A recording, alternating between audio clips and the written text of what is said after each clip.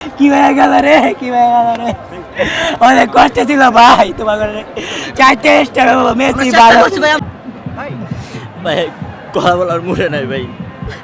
আমাদের দল হাইরা যাওয়াতে আমরা এটা মাইনা নিতে পারি নাই, পুরো দলটার জন্যই খারাপ লাগছে ভাই।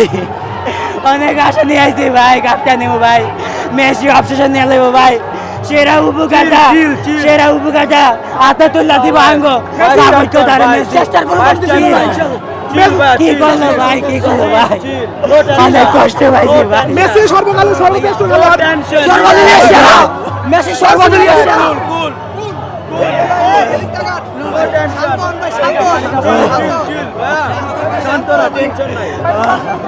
খারাপ লাগছে কিনা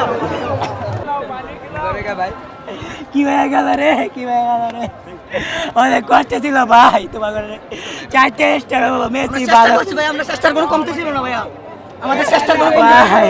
আমরা মিথ্যা কখনো ভাই মিথ্যা কখনো গায়ে লাগাইনি, আমরা আমরা কখনো ভুল না ভাইয়া, আমরা কখনো ভুল ছিলাম না। Messi is not wrong, Messi is always তুমি কে করেছিল আল্লাহ, তুমি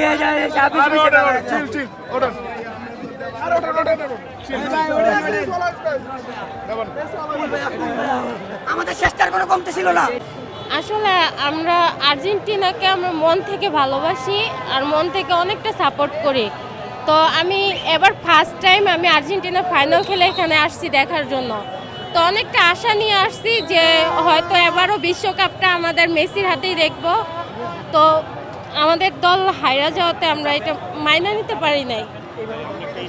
এটা তো অনেকটা কষ্ট লাগছে, তার থেকে বেশি কষ্ট যে এবার ফাইনালে এসেও হাইরা গেছে, এটা মাইনা নিতে পারতেছি না।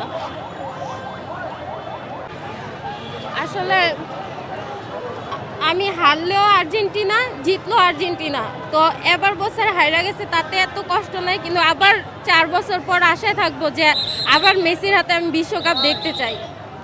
না, পছন্দের একটা দল হেরে গেল, সেটার জন্য আসলে কষ্ট লাগছে। হেরে গিয়েছে, এটা তো কষ্ট পাবো, স্বাভাবিক, সবাই পাবে।